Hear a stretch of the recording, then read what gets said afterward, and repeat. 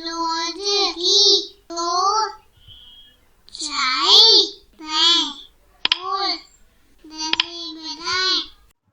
friends, how are you? So today we are going to do a fun activity that has been taken from your book Marigold Class 4 NCERT from the poem Why?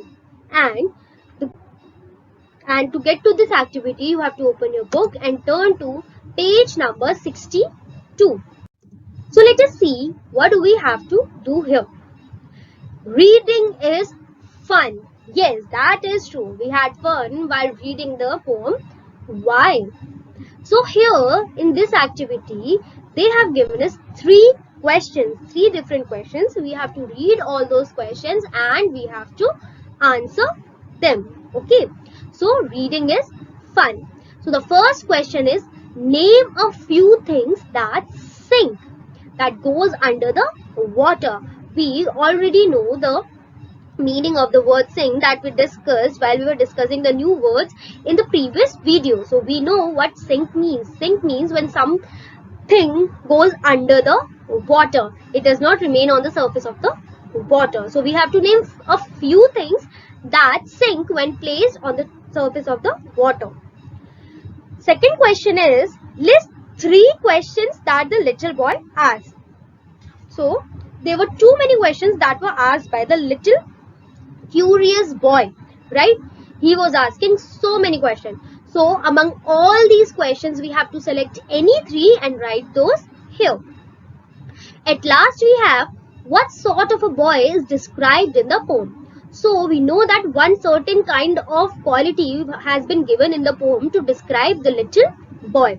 So among these 3, that is, the first one is sad, the next one is curious, and the third one is brave. So among these 3, which word, which specific adjective has been used to describe the boy? We have to tell that. Let us move on and start with the first question. That is, name a few things that sink. So look around you, observe at your surrounding and think, what are the things that will sink in the water? Some of the things I have named here are, few things that sink are stone, marble, coin, keys, dice, etc. So what are the things that I wrote? Stone would sink. Definitely it will sink. It will not float on the water. Next we know marble. It was mentioned in the poem as well that marble sinks. Next we have keys. If you put any key on the surface of water, it will go down the water. It will sink. It will not stay on the top surface of the water. It will sink. Next we have coin. You can try it at home by trying to by putting the coin on the surface of the water and see whether it sinks or whether it floats. At last we have dice. Dice used to play different indoor games like Ludo and Snake and Ladder. That dice also sinks. So what are the things that sinks? Stone, marble, keys, coin, dice. You have to add at least 3 more objects in this list. Okay. Next we have, list 3 things that the little boy asked. So the 3 questions are these. 3 questions that the little boy asked are, the first one, why should wood swim and marble sink? So it was the first question that the little boy asked, that why do wood swim and marble sink in the water? Next we have, why should the sun shine and the wind blow?